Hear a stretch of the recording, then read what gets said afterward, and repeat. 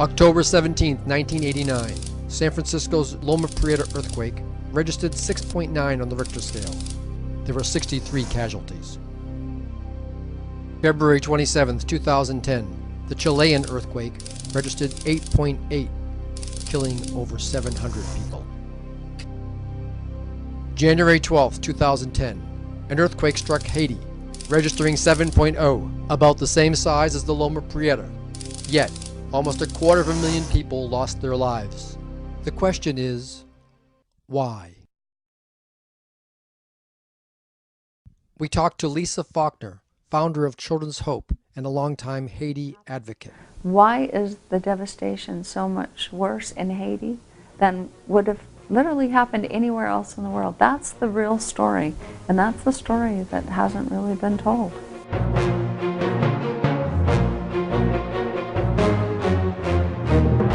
Pierre Labossière is the founder of the Haiti Action Committee and one of the leading Haitian activists in the U.S. Now, when you hear people talk about Haiti, the poorest country in the Western Hemisphere, and they stop it right there, right? You read the press, you hear it all the time. Then you wonder, then they don't tell you exactly, what's going on behind it. So in our minds, we say, wow.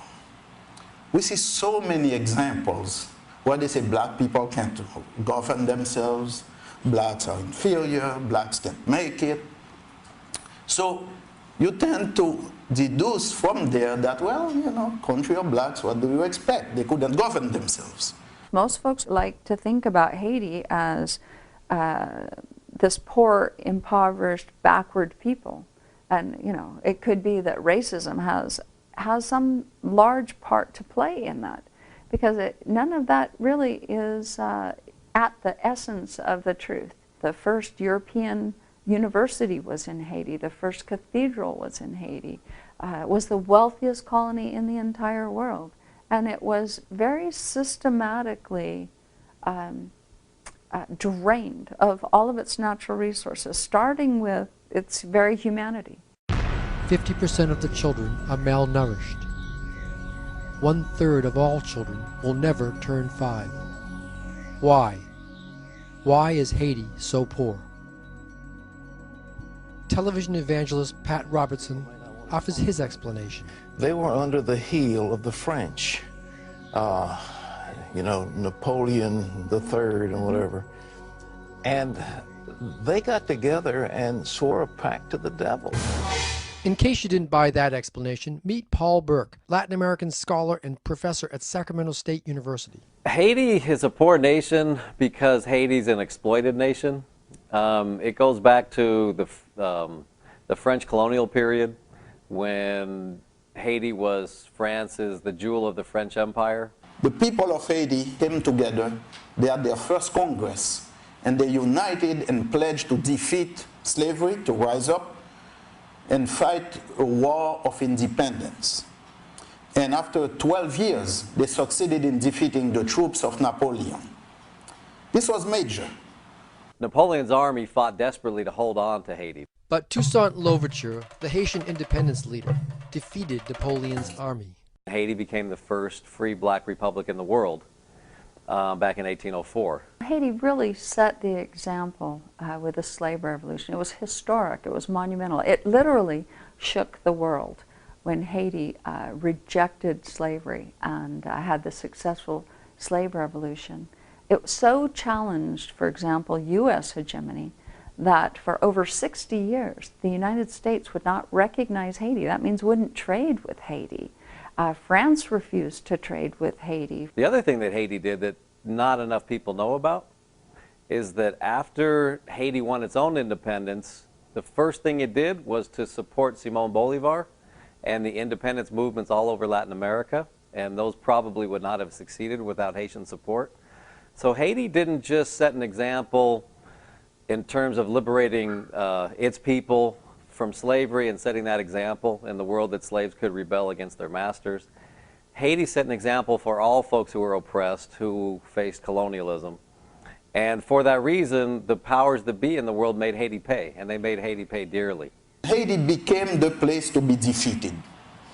Haiti committed the greatest sin at that time. It called on enslaved people from wherever in the world they were to come to Haiti, and Haiti, they would receive political asylum, and they would receive Haitian citizenship, and Haiti would go to war to defend their freedom. That was a big blow to the world economic system that existed at the time, not only in the Caribbean, but all over the Americas. It was slavery. And so for a nation of enslaved people to rise up like that, man, that's a powerful example. Just think of it.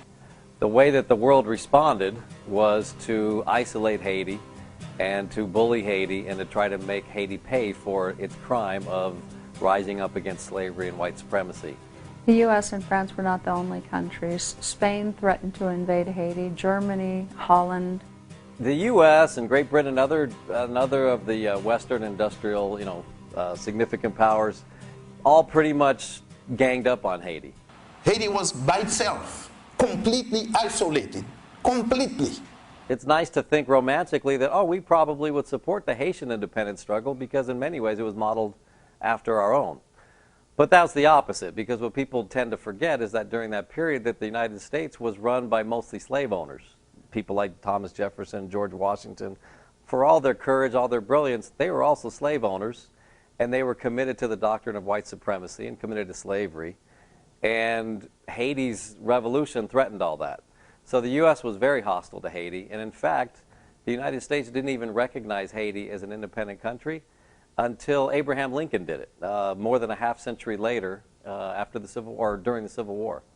With these countries threatening constant invasion, Haiti didn't really have an opportunity to recoup, especially from the losses it was forced to pay. Probably the most important event happened in 1825 when France came back, kind of regrouped. Right, this is 20 years later. Haiti's been a free nation state.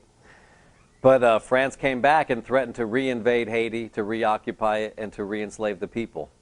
And they said, basically, either you pay us an extortion fee of what is now about $22 billion in today's money, or we're going to take you back. There were warships circling Haiti a year after year following the revolution. Haiti was weak enough that it really didn't want to go through another war. It had been a 13-year war. They lost, the large percentage of their population was killed during the war.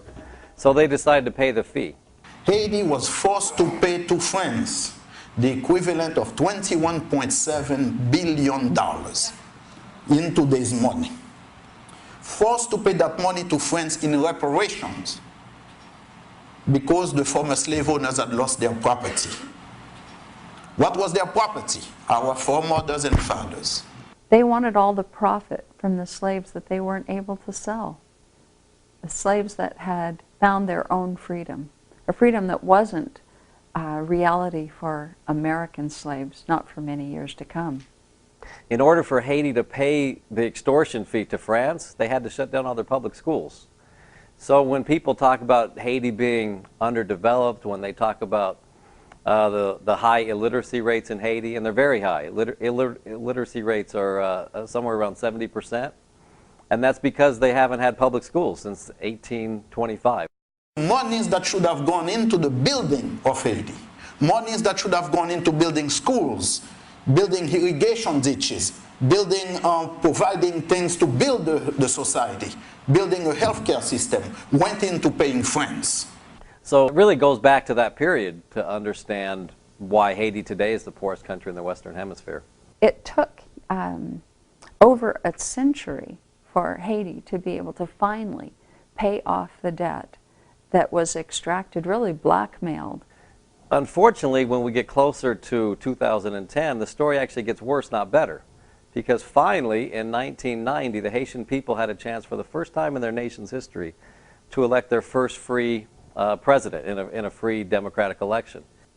They managed to get a priest that grew up in the poorer part of Haiti himself and really understood the people. They talked him into running. His name was Jean-Bertrand Aristide. He had earned a reputation for being a dedicated advocate for the poor. Despite the fact that there was many candidates, despite the fact that the United States had one in particular, Marc Bazin, who they wanted to win and gave a lot of funding to, Aristide won easily. He got, I think, 67% of the vote back in 1990. In the fall of 1991, George Bush Sr. and other nefarious forces overthrew Aristide along with the Haitian military and the Haitian elite, and they implemented a military coup. Aristide was forced from power, but in 2000 he ran for president again. And even though he had only served, total about 2 years out of his 5-year term, it was clear that the people were thrilled with what he had tried to do in that time, because when he ran for president in 2000, he got more than 90% of the vote. And international observers watched the election very carefully. The U.S. was looking for any excuse to delegitimize Aristide's re-election, but it was a free and fair election. It wasn't so popular with the power elite, not only in Haiti, but in the world community. So twice he was subject to military coups that overthrew both of these free elections, and now he's in exile. First, the Clinton administration went after him and started to create kind of an economic blockade of Haiti. And then when George Bush Jr. took over, then he continued it and intensified the campaign to destabilize the Aristide government. Haitians had it written in their constitution that only Haitian nationals could own property, and yet when the U.S. invaded Haiti and occupied Haiti, then that was done away with. So it opened the door. It opened every door and every window to the world, really sucking the life out of Haiti. Eventually it led to the coup of February 29, 2004, which is a day of infamy in Haiti, but for the world, because once again, the will of the Haitian people was violated. And the democratic election of 2000 was overthrown when George Bush sent the Marines in to overthrow their president. You have a puppet government put in there by the U.S. According to the Haitian constitution, someone must have lived in Haiti for 5 years before you can become a prime minister. This guy left Haiti 18 years ago. He lives in Boca Raton, Florida. He was put on the plane and made prime minister by the U.S. And his name is Gérard Latortue. He was put in there to be prime minister. First thing he did, he told the French, "We are so sorry. Aristide is a crazy man. Haiti has no claim against France." So he retracted the whole thing in terms of the repayment by France of the money they took from us. After all that the Haitian people have been through, now they're trying to grapple with the earthquake. The French Revolution, the American Revolution before the French Revolution, and the Haitian Revolution. The first two are very well known and talked about and celebrated in movies and what have you. But the Haitian Revolution is hardly talked about.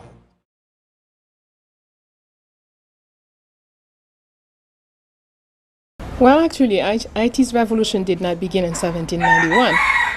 It began the day the first white person went to Africa and began to kidnap people in Africa. They did not just sit down and let themselves be taken away. They fought. They fought all the way to the boat. They fought on the boat. They killed themselves throughout the trip. They killed themselves as they get off the boat, or killed whoever was tying them up. So the fight began the day the aggression, the kidnapping, the slave mentality began to capture people. Now, and the fight went throughout, everywhere. It's not just Haiti. That's another false idea that Haiti did a revolution. But Jamaica fought a lot more than we did. Cuba has much more revolts than we did. But Haiti, the difference, Haiti succeeded. And that is what makes the difference. But all the islands in St. Thomas, 3 women freed St. Thomas in 1773, took it away from the Dutch for almost a year before they were recaptured with the help of France and British Army. The Dutch put the island back into slavery and arrested the 3 women. But people don't know about that. Throughout Brazil. So the revolution is all over. It's not the Haitian revolution. The Haitian revolution is just one tip of the revolution against slavery that went throughout the world and received its first major success in Haiti. I would have to say, in the last period, the last string of battles that began in 1492, we have to take three characters, three major people and their surrounding. We have to take, if we take the man, we'll have to take Boukman Duty, who's from Jamaica, whose mother was a great revolutionary woman, was a Muslim woman. And the reason he's called Boukman, the man of the book, is because his Holy Quran that he refused to give up when they sold him out here. So the slave maker burnt the book on his skin. So he was all burnt up all in here, but the mark of the book stayed here. Why Boukman? And since he was purchased by Mr. Duty, then his name became Boukman Duty, the man of the book of the duty. Now for us, there is no such thing as chance and hazard. So there is a reason why this man, who's going to come from Jamaica, grow up here, become from a Muslim to a Unga, participate actively in giving, being the what do you call, a tremplin, being what you jump over to push the last battle, if you want, to spring, to propulse, okay, the last battle. So this Boukman Beauty, what is he going to say to us? He's going to say to the Haitian people, God, who has created the sun, who governs the wind, the clouds, he is your father. And he demands that you put an end to this thing here. You must avenge the wrong that has been done to you. Now, we have no other word from Boukman but that one speech that he did on August 14, 1791. So this is the man who brought the word, the clarified word that must be materialized. Fine. And of course, with this, a whole string of fighting and activities begun towards the final march for freedom. Now we're going to go to step 2. We're going to get to a man called François Dominique Breda, born so-called in slavery. But I say no, he was born out of slavery, but when purchased, as they usually do, they changed his name to François Dominique Breda. Fine. He is going to grow. As he began to come into himself, he gets rid of the François. And what is the meaning of the word François? François means that which belongs to, is relative to France and its people.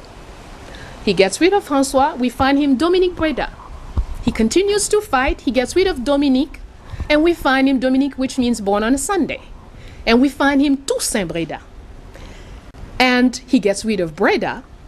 As he comes to full knowledge of who he is and take his role as the one who opens the way and traces the road to independence, we find him Toussaint Louverture.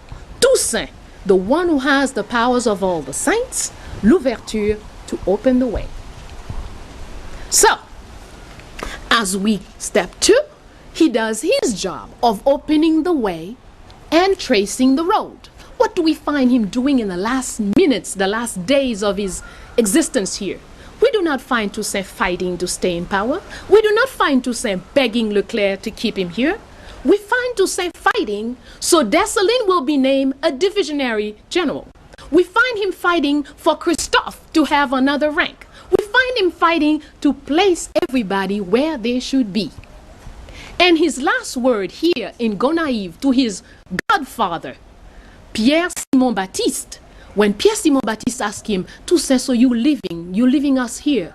Toussaint smiled and say, don't worry, everybody's in their post. The victory is already there. And he stepped onto the boat. So then, Toussaint accomplishes his mission and goes.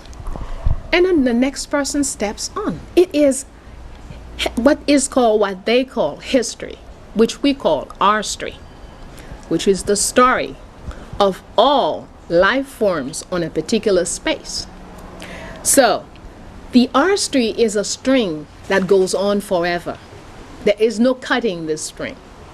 So Toussaint does his work, and the next guy step up to lead the work of the people that are involved.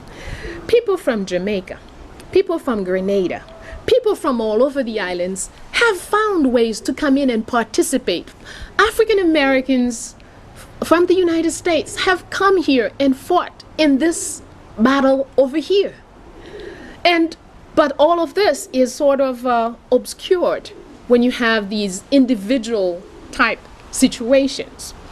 Women, Toussaint Louverture says to us, women represent more than a third of all fighting troops. Children are the first people to step on any battlefield. Where are they? In the his story that they gave us. We don't see them. But let's go on. The third step is when we get Jean-Jacques Dessalines as the leader. Now this is the person, again, when we take all the stuff they say about him is really, well, but one of the things, the man speaks Yoruba. He makes a choice to have all his closest people Africans, which as a very humorous person, he called his closest troops who are just recently arrived Africans. He called them the Polish troop. Why? Because he says they speak Haitian as poorly as the Polish speak French. So, this is the man who's going to structure the final blow. This man is born for this, raised by a military woman, Agbaraya Toya, whose name as Tantoya, he calls Tantoya, and everyone in that period called Tantoya. This is this military woman from Dahomey who raised him all alone and reminded him throughout his life that his destiny is to bring liberty to this land, and gave him the proper training in military and philosophy and spiritual and mysticism as well. So when in this training, this man is prepared, the time has arrived. He has been a perfect soldier under all those who came before him. He was an absolutely obedient lieutenant, captain, and colonel to Toussaint Louverture. He has received all his formal military functioning training and regulations from Toussaint. He does not do anything that Toussaint does not ask him to, that Toussaint does not order him to, until Toussaint is no longer there. Then it is evident to everyone there is no other person to replace Toussaint and take the lead of the people's movement, and that is this man, Jean-Jacques Dessalines. Now, spiritually, when we analyze, just like we analyze Toussaint, and in our own spiritual language, Toussaint is a Legba in Vodou. By his name, by his functioning, by his physical appearance, by his speaking all the languages that he spoke, by everything he did, he is a pure living Legba. And as we analyze Jean-Jacques Dessalines, he is an Ogun. Ogun is what? That is the principle that brings, once you've set up an objective, once the collectivity has established an objective, then Ogun bring this objective to quick materialization. That is his work. And this is the mission of this man, Jean-Jacques Dessalines. And that's what he does. He says, all right, so now we're not afraid to say the word independence. You guys are ready? He is going to use it one of the first time publicly on March 25th, 1802 in Creta-Kiewo, when he tells the people, even if you see me submit myself to French domination and authority 100 times, know that 100 times 100, I shall betray them. I promise you, I will give you independence. March 1802. He puts out his word, and his word is bond, and bond is life, and he shall give his life before his word shall fail. So Jean-Jacques Dessalines takes us to January 1st, 1804, Declaration of Independence. Declaration of Independence for the island of Haiti. Dessalines never spoke of a part of an island. The island of Haiti. Freedom for everywhere.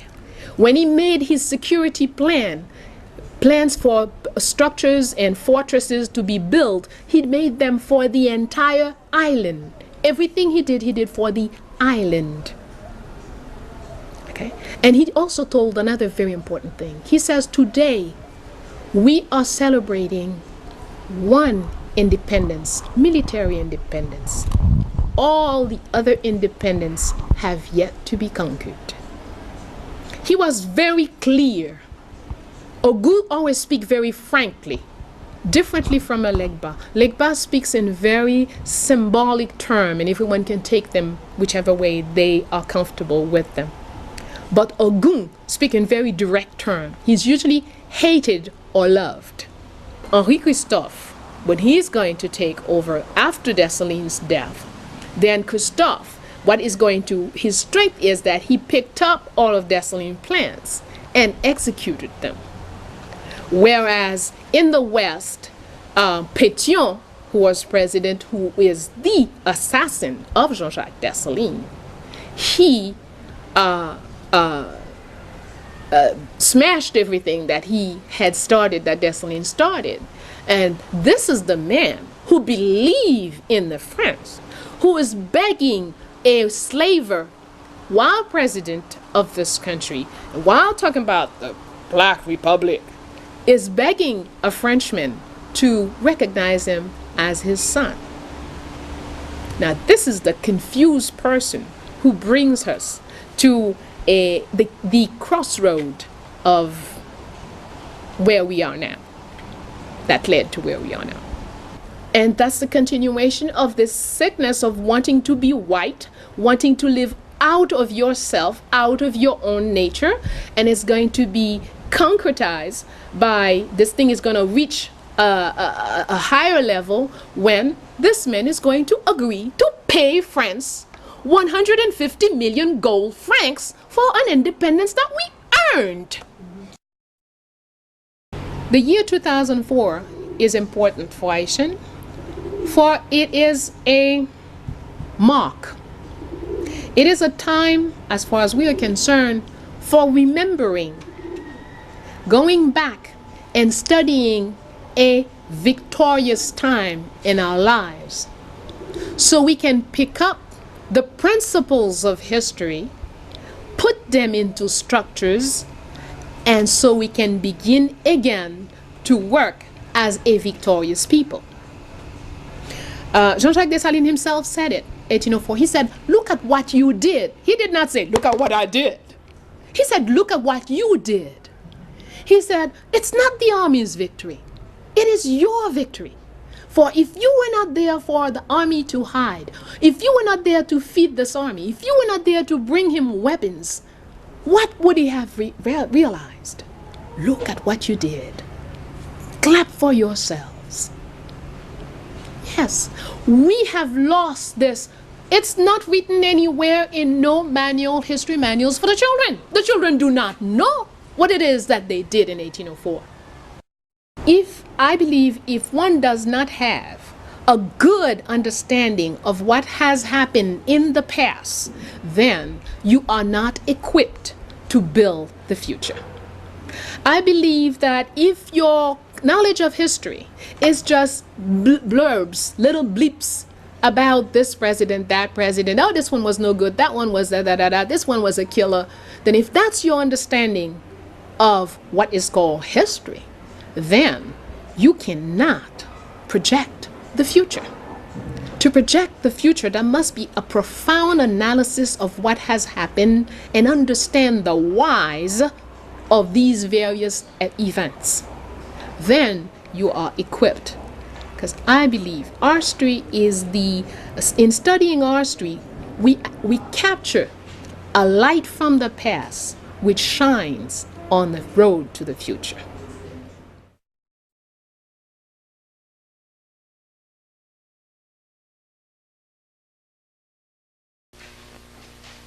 I come from a very small, insignificant country, trodden down, baffled by every so-called nation friend, sister nation, brother country, whatever it is they call themselves, baffled by so-called international community, baffled finally through education, oh excuse me, through miseducation, through conditioning, baffled by ourselves, fooled and trampled by ourselves, because we have been trained to do this. But we must know what is this country. We must know what is the purpose. A nation is what? A nation is a group of families that come together. They have past experience together, common past experience, and they establish a common objective. When you have past experience, which give you culture together, and you establish an objective to work towards, then you become a nation. And if we go back to the time where they were creating this country, Ayiti,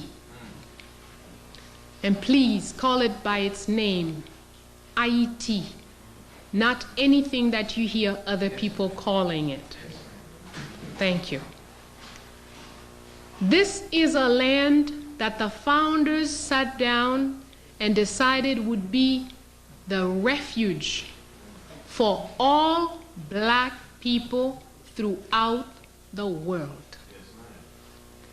It's not whatever little group is living on it. It's not the possession, the propriety of the little group that is there now. But their vision was, we're going to create this space here as a place where any black person running from any kind of oppressing havoc, oppressing chaos, they can come here. And instantly, any black person who set foot on this land becomes automatically free and a citizen. They went further. They said, anyone freeing slavery who comes to Haiti will be free. But if you're black, you are free and a citizen. But more than this, if we take a little look at the Constitution of this country, the first Constitution, the only valid Constitution, Constitution of 1805, states clearly this land is the land for all black folks. States clearly any black person landing here becomes automatically free and a citizen. States clearly no white man has the right to buy property here or walk as master on this land. Clearly. And this law, and now when you learn that Ayiti is actually on its, I think we were at Constitution 38 or 39, I don't know how many constitutions we have since the Constitution of 1805.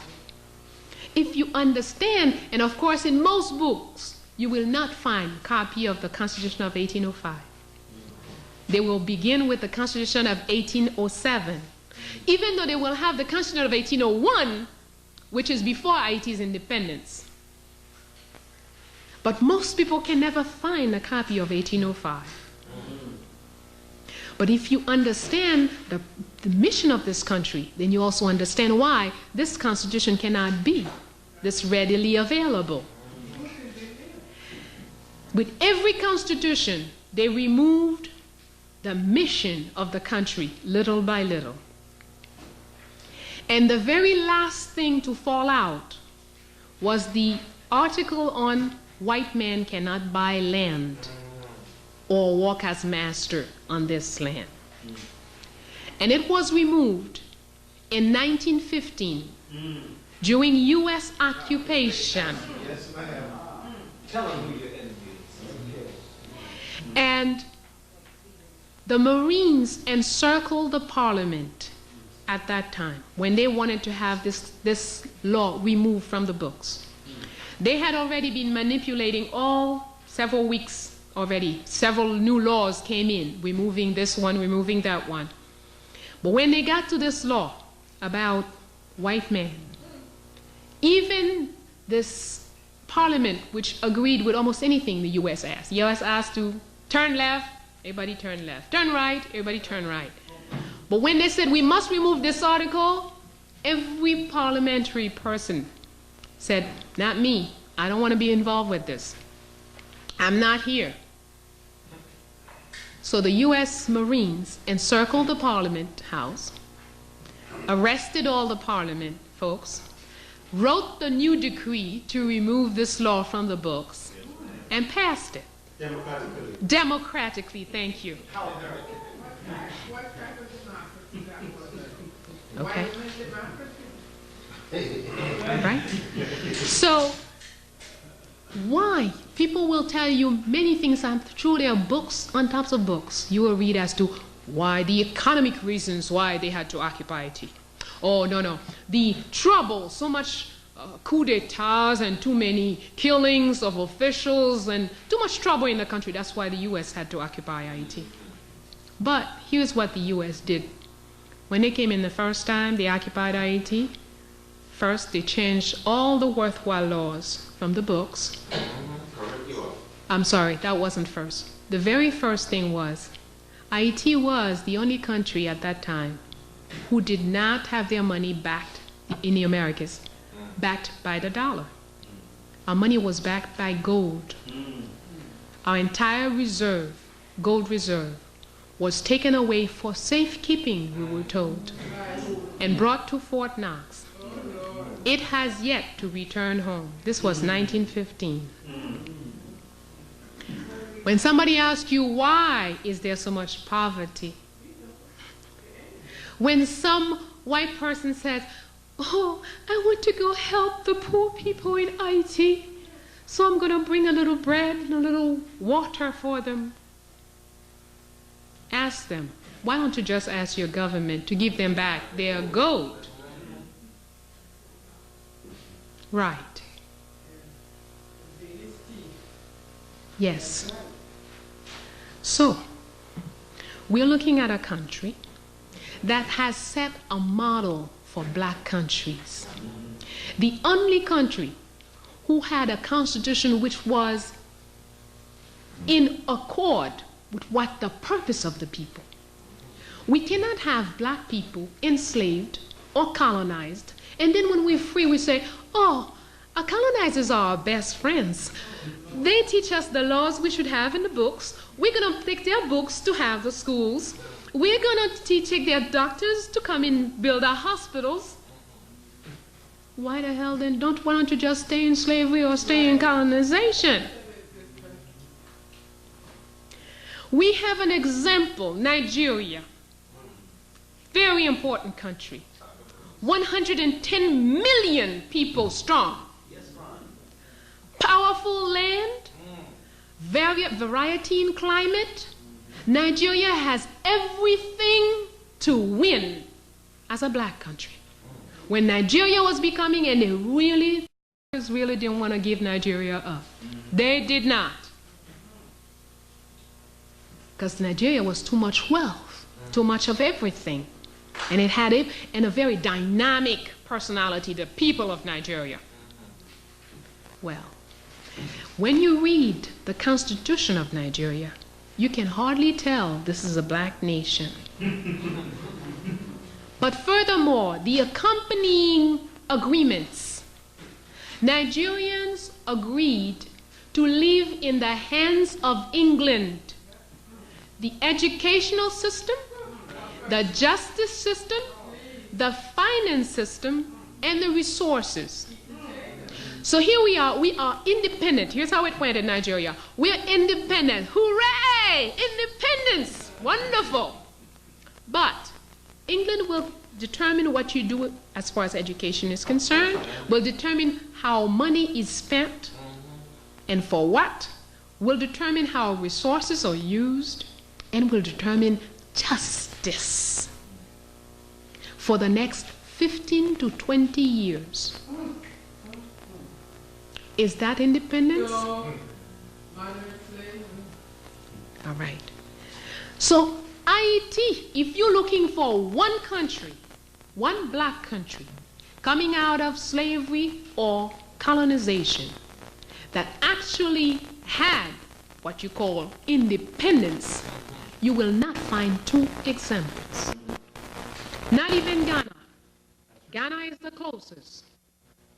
Ghana had pretty good documents in what they set up. Guinea tried.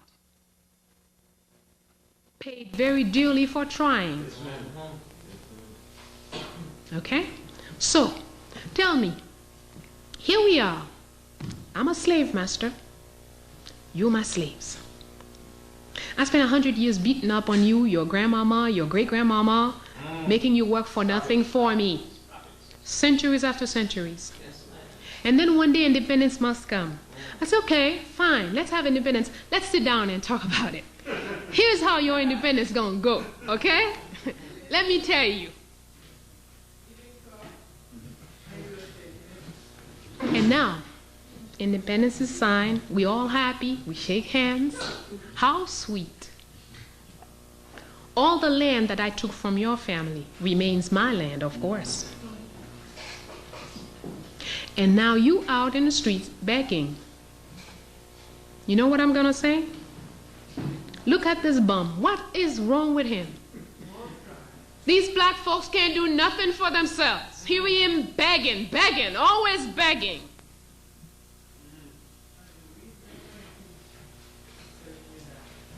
And we are so stupid. We won't even say, yeah, I'm begging because you stole my land. I'm begging because you killed my mother. I'm begging because you slaughtered my grandmother. I'm begging because you raped my sisters. That's why I'm begging. We're going to say, no, white man, you got to help us. Yeah, we're really in bad shape. But remember, Haiti is nothing but an example. It's nothing. Whatever we say about Haiti, we could say it about Zaire, we could say it about Nigeria, we could say it about Togo, we could say it about Ghana, we could say it about Guinea, we could say it all over wherever our people are. And that's why we must make it our business. If we say we're serious about growing. In 1960, Haitians did not know what drug was. 1970, if you say marijuana to somebody in Haiti, what you talking about? Cocaine? Today we have a large drug population since the occupation. Yes. Another wonderful thing that the United States of America does, it's cleaning out its jail populations, we're told. So for the past 3 years, every American Airlines that land in Port-au-Prince has 4 or 5 handcuffed men in the back. These are supposedly Haitians. Nobody checked their papers, nobody really knows. But what is certain, they are hardcore criminals. The US has a program. If you've been in jail 10 years, or you've gone to jail so many times, the next time they arrest you for hardcore crimes, instead of giving you life imprisonment, they can take you back to your country, supposedly. And this without saying anything to the government. You get to the airport, they take off the handcuffs, and you're in the streets. The American Airlines land every day in Haiti at least 3 times a day. And every day it brings a load. And then they say, oh, there is insecurity in the country. We wonder how come. Until 1985, I lived home in a house where I did not have the key to the front door. Even when I went on vacation, I didn't lock the door. I just pulled it. Today, I wouldn't dare.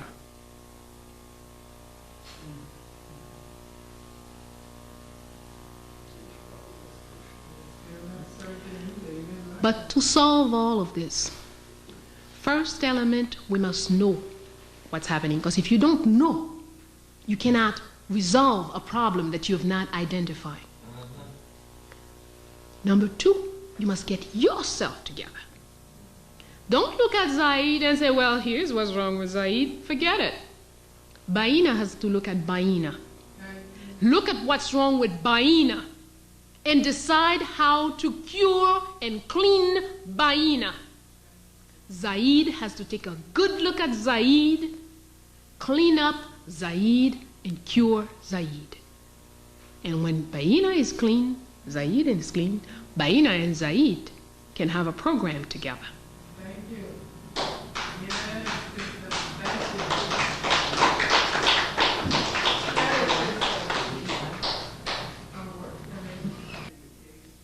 it's important for us to know when we're talking about women in history, we must know about the three mamas in St. Thomas, who in the 17th century liberated the islands militarily from the Dutch. And the island stayed free for more than 9 years. They run the island before British, Dutch, and German put together to put these women down. We must know these things. We must know women liberation didn't start in 1960 when we started burning bras. Makeda in Ethiopia, in Saba, she was a woman ruler who came after 3,000 years of uninterrupted rule by women. In her country, they could not imagine that a man could rule a country because they felt, first of all, they hadn't seen it. They've always known a woman ruling the country. And second, they felt with the natural talents of women for details, men did not have what it takes to run a country. That's why it was the business of woman. Yes, it's very, logical that the way they viewed these things. Now, so we have, if we take Dahomey with a female army and a male army, the male army is in the business of protecting the king and the nation and making expansion. The male army's job was the day-to-day policing of the population and fighting defense. Each had their own role. But in all of our societies, all over Africa, there has never been this concept that women can't, and women don't, or women are less than. No. We are different. We have to know our own forces. Why two armies? Very simple. Women don't have their strength same places or in the same way as men. Men will be stronger, easily develop strength from the upper body. Women, their strength is more easily developed from the lower body. So, if I become a policewoman in today's police force, they're going to teach me to fight like a man. I'm never going to be equal to any man on that police force. I cannot be. Because the force they're asking me, the part that they're asking me to put into play, are not the ones that are natural to me as a woman. I can be equal or better to any man when I know how to fight as women do, naturally. Not learning to fight as a man. It's like you ask a dog to be like a cat. Okay? So that's why it is, we've always seen in African traditional societies, women are equal to men, but each have their own role. They have their times where they must be separate. The women must get together to get certain things done. The men get together to get other things done. And then there are specific places where we're going to come together to do a specific thing. Okay? But it doesn't mean separate. But the white men usually say, you see, yeah, women one side, men the other. Oh, that's racism. No, they have another word for it. Sexism. Thank you. Please, let's not get into this kind of crap. All humans, Africans maybe more than others, know that we do not live by flesh alone. Yeah, I hear there are people who say they are atheist. They don't believe in God. They don't believe in spirits. Atheist, thank you.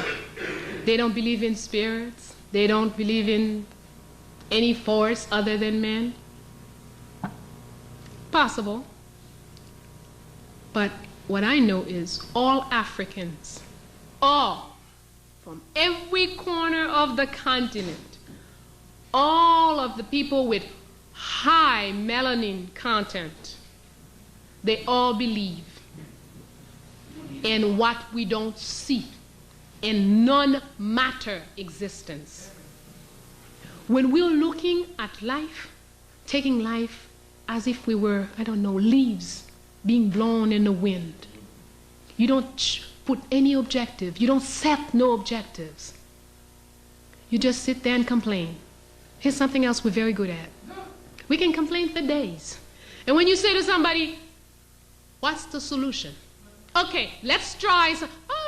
Nothing's going to work.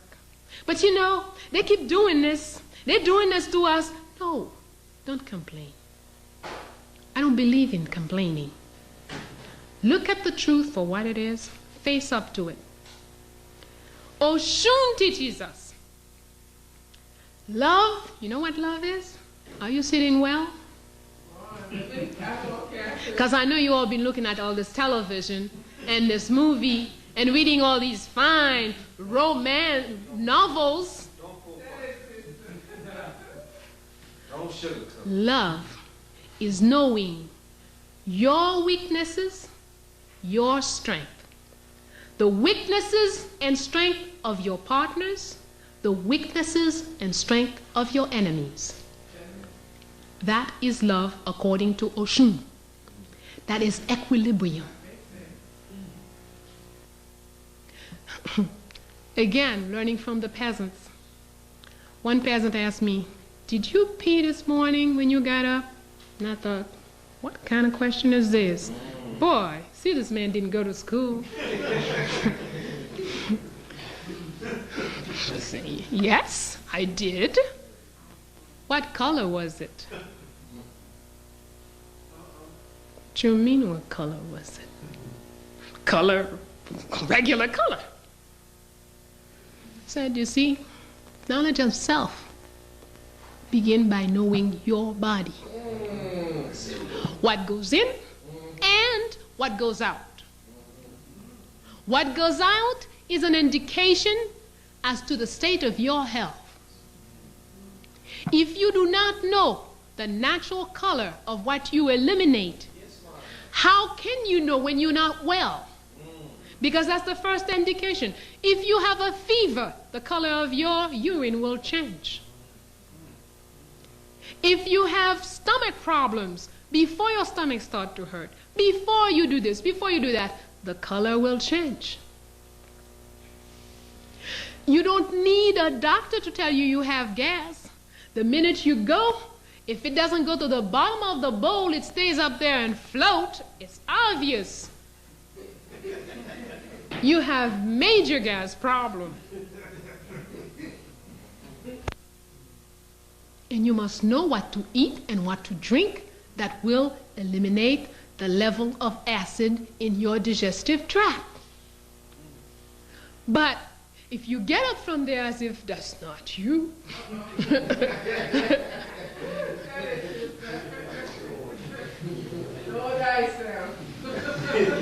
yes, we must deal with our everyday reality. So get into knowing our body. Your eyes, they change color all the time. You don't need to wait until they're red, bright red, and everybody's saying, what's wrong with your eyes, child? Before you're going to do something about it. Your gums, they tell you a bunch of things about yourself. Okay? So let's love ourselves, know ourselves. Look at yourself. Don't hide it. Your gray hair, just flaunt it, baby. Don't paint it.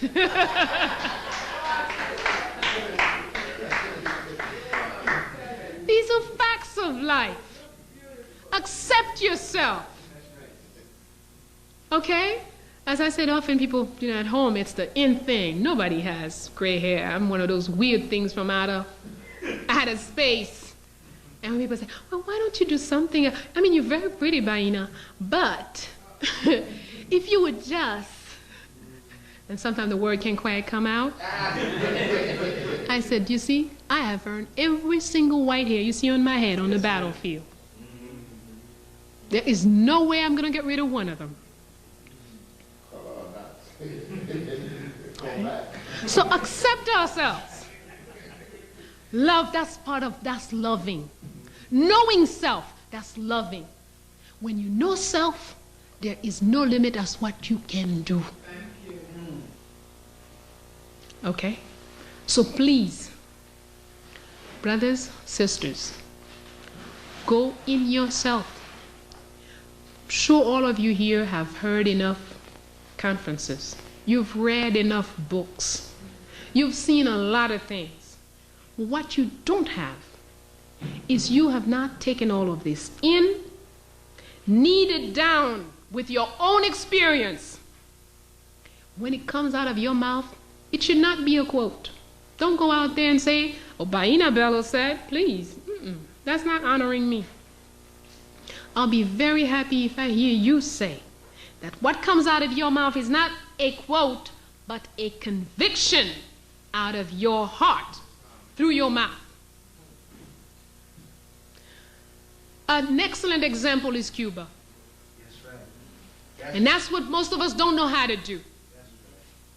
Most of us go into a either or.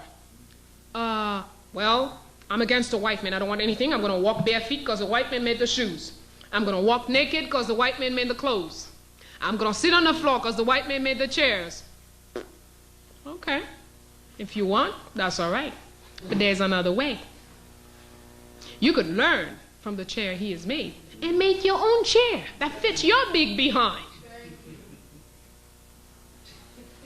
You can make your own whatever using the technique. The principle is forever. It's universal. It belongs to nobody. This white man that you're busy giving him credit for everything, he went all around and stole from all of us. Most often he's bringing back things he took from you. He brings it back to you and you say, whoo, he's a genius. No. Yeah. You're not gonna, don't say, I'm not going to. No, go. Learn. Study. But don't spit it out like a parakeet. No. Take it in. Knead it down. Make a dough with your own experience, with your own reality. And then when you're going to speak about it, you're going to bring out your conviction, your vision, your point of view. According to Dr. So-and-so, please. I know they condition us in the schools because they don't want us to say nothing and say, well, where did you get that information? And they condition you that continuously you got a name. Dr. So-and-so say, Dr. So-and-so say. Dr. So-and-so say a lot of stupid things. Even very brilliant so-and-sos say a lot of stupid things.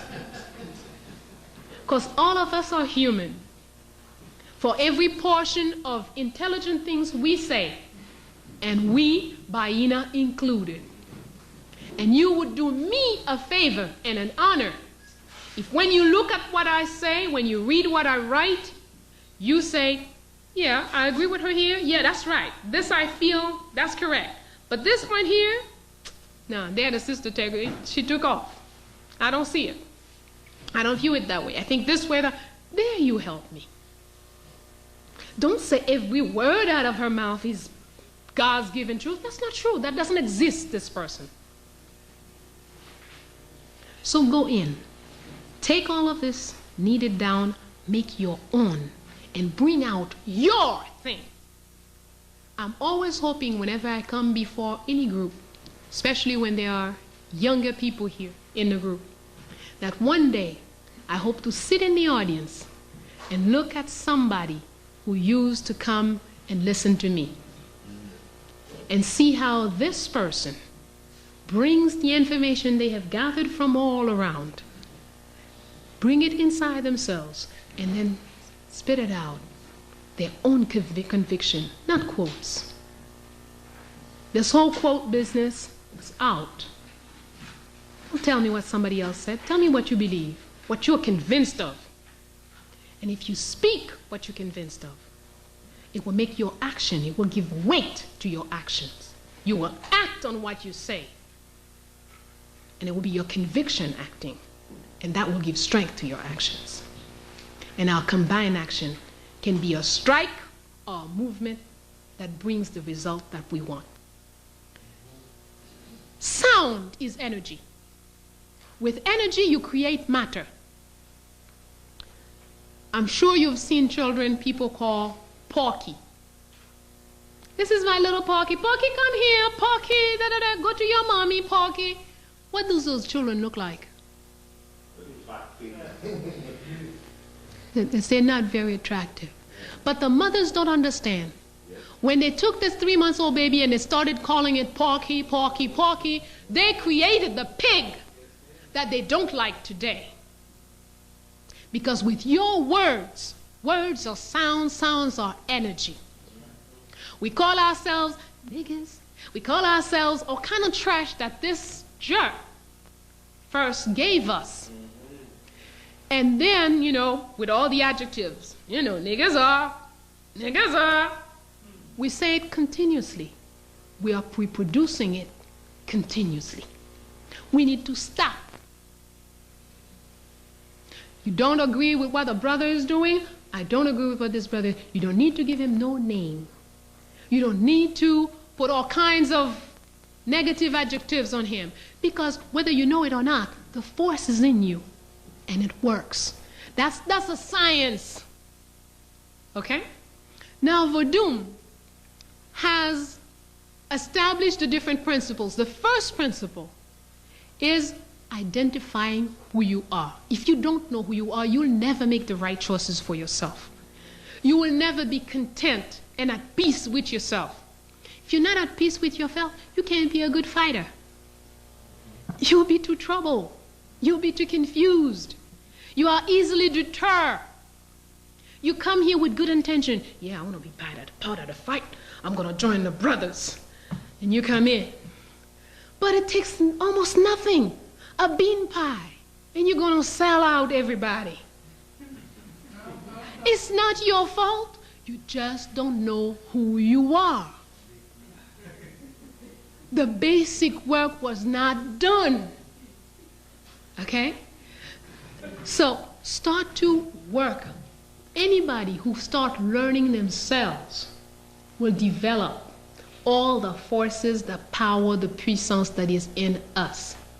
Then you are qualified to join into, to take a partner, to join with groups, to do anything. But as we stand right now, we're not qualified. If we don't know who we are, we don't know ourselves, not even materially. L'Ouverture was a Legba. Dessalines was an Ogu.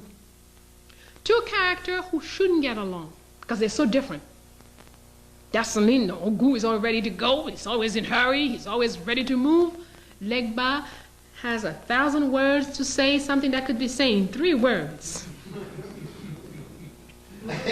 And he will, when Legba speaks, we all in this room, we could be fighting. We fight, we don't agree, I don't agree with him, he don't agree with him, nobody agrees. Legba comes in and speaks, we all agree with Legba. Because the way he said what he said, we each found what we wanted out of what he said. That's one of his talents. So I must, if Ogun want to crush Legba and take over where Legba is, the land, he will fail in what he's going to do. Because the space would not have been prepared. Because Legba's job, Legba's talent is there to prepare the road for Ogun. Ogun must wait his turn. But you must know who you are. You must know who you are. There isn't a knowledge greater than the knowledge of self. No, nowhere. We must have a plan. People who know themselves always have a plan. You have a plan, and you have an alternate plan to this plan, and you have an alternate plan to your alternate plan. That's how people who know themselves act. But if we're just a leaf, a dead leaf out there, then the wind blows us anywhere it wants to, and then we're always surprised and unhappy to where we end up. That's where we're at now. We gotta be for real. We gotta take everything serious. My children, today, all three of my boys have a master's degree. These children spent almost 2 years without going to school. When I didn't feel the schools in the neighborhood could do what I want for my children, I kept them home. But when I kept them home, I had to go to work. And when I come home, I had to be a teacher in the house for 3 or 4 hours to 4 brats. 4 wild ones. Because 4 children spending all day in the house by themselves. Okay? But almost 2 years, I kept them. And people were very furious with me. Oh, can you do this? You can da-da-da-da-da. Everybody finished school. Everybody did their lives. Must educate our children. We must. Thank you. I love that crazy though. When they're asking for toys, Christmas gifts, I have never bought a Christmas gift for any of my children. When they started raising havoc on the house, well, mommy, everybody else has da-da-da-da. Because at a certain age, no matter how you start them young, at a certain age, they want to be like everybody else. So they'll start putting pressure on you. Say, okay. You want to know what Christmas is all about? Say, well, everybody does it, mommy. Even if, we know there's no, but, okay. We're going to give each one of you $40. We're going to go to the store a couple of days before Christmas. And you will be free to buy whatever you want for your $40. But I'm going to tell you, if you're smart, you're not going to spend your money. You're going to wait after, and we're going to come back to the same store, and you're going to see how much you can buy for your $40. I never had any more complain about no Christmas. It's true. We must take seriously. You see, if we come to 1,000 conference, to all kinds of places and listen to all kinds of things, then tomorrow we go home and do business as usual, it will never have any value. It is up to us to validate the knowledge that we gain. And we can't mix.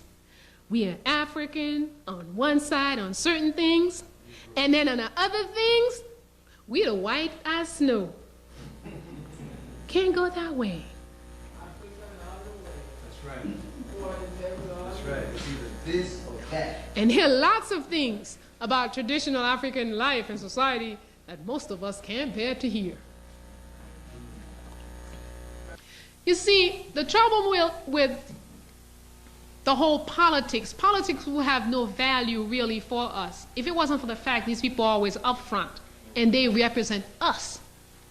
Every time we talk about a Jean-Claude Duvalier or Mobutu or any other jerk that they created, which is not us, they created their monsters. They fed them, entertained them, protected them for as long as they could. And then in the end, they take them and put them up front. Oh, look, another black nigger. See how they are? Here's what they did. Here's this, here's that. They are attacking us every time. ABC has a special on how wicked this or that black leader was. It is really about us. It's to make us weak, to make us not trust each other, to make us not be able to have a leader that you will put all your backing behind and go forward with. It's a well-designed program. You have to see through that. It doesn't mean they didn't do the crimes that they are accused of. Yes, they did. But they did it with U.S., France, England's plan, U.S., France, England's weapons, U.S., France, England's money, clothing, everything. Mobutu robbed Zaire. But where did he spend the money? In France, in Switzerland, in Belgium, in the United States. All the property he bought is where? In their place. So who's going to benefit from the raping that Mobutu did? Not you, not me, not the average man from Zaire or ex-Zaire today. No. But the white man is a beneficiary all the time. Every time you hear a dictator someplace, know that it was somebody working for them, working against you. We don't want to sit and parade this. That's not our best picture. That's our picture, though. I cannot deny Mobutu is me. Jean-Claude Duvalier is me. I cannot deny it. I must face up to that. Because as long as I say, well, it's Duvalier, one day, if I'm placed in the same position, I will find myself doing exactly the same thing while I'm blaming Duvalier. No, I must know the facts, and I must protect myself. But for my children, I don't need to constantly talk about Duvalier and Mobutu and all this other crap. What is important is that we know they were forged by him. They are his constructions, his fabrications, and that's not the way for me to live. And I must teach myself every day to love me, because if I love me, I will have to love you. If I love me, I cannot not love him. Because he is me and I am him. You are me and I am you. I must love and protect you. And for our children, we must put our best forward. That's why it's important for history to find the great things that our people did in the past and put that in front of our children, so they have an image of great black women, great black men, so they can aspire to be. Not constantly put in front of them the Duvaliers and the Mobutus. Those are the white man's trash. He can keep them, put them in his own history books.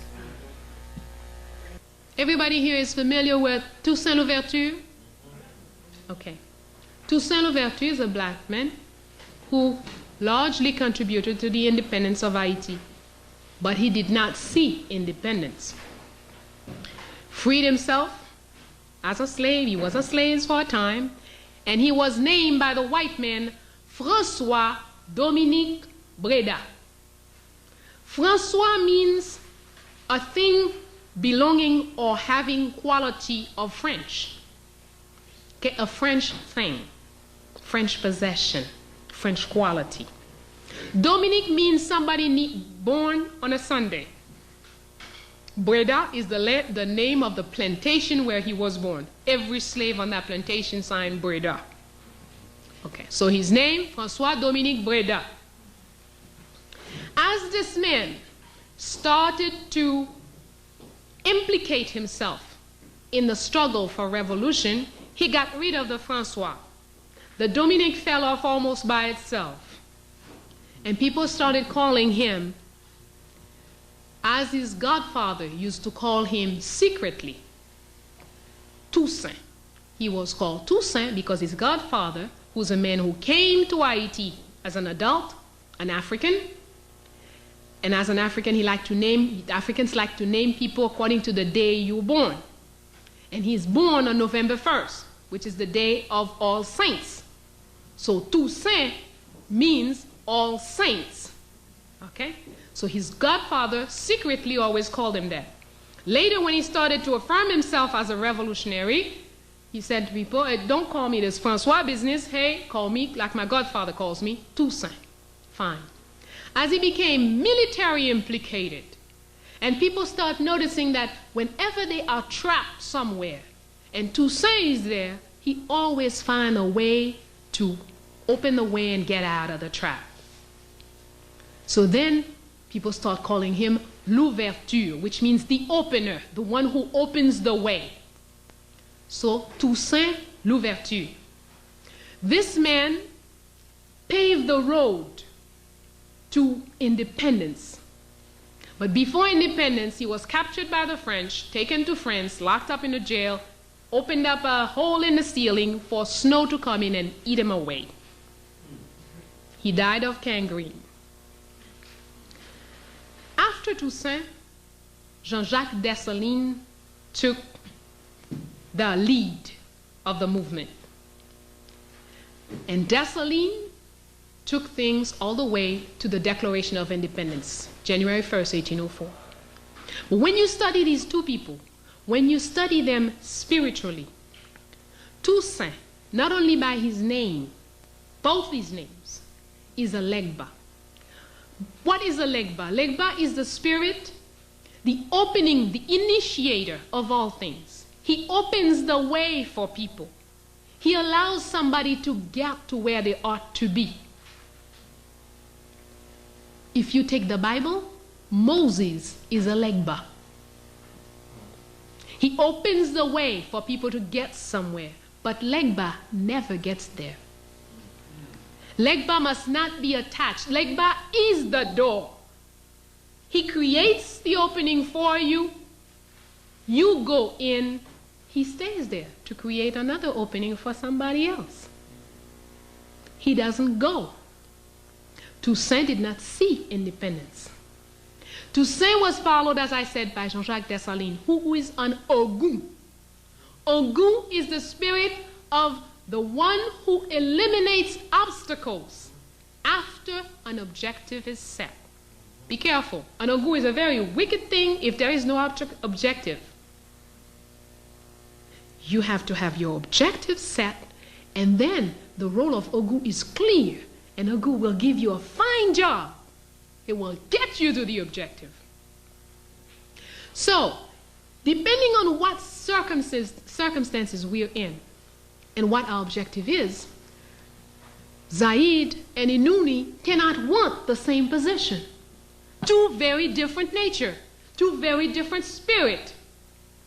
But when Zaid don't know who he is, and Inuni does not know who he is, what happens? It's easy for them to fight for the same position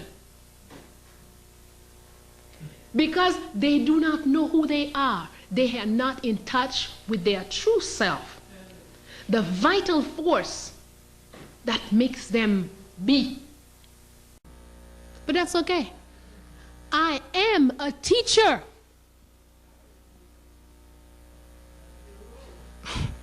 And I'm not going to be something somebody else wants me to be. And that's what you need to do. Know who you are and stand your ground. Because you know how to speak, don't make of you a politician. You need to know how to dance in mud and in feces to be a good politician. I'm not. So identify who you are. Hold on to it. Every day, go back in. Look for more of your strength. Learn how to use it better. Sharpen your skills of knowing and loving self. And our nation will be saved. Great government is made by people who know who they are. Bad government is not a bad somebody, Mobutu is guilty, this one is guilty. No. The nonsense that goes on in our countries goes on because none of us know who we are. None of the leaders know who they are.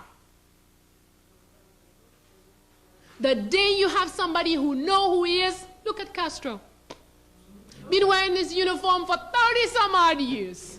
Man, he knows who he is. He has no qualms about it. No.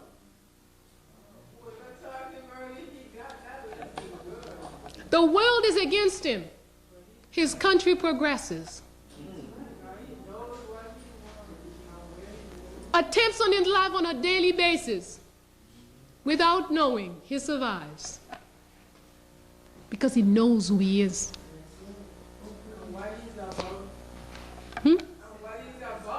That's right. Once you know who you are, your mission is clear.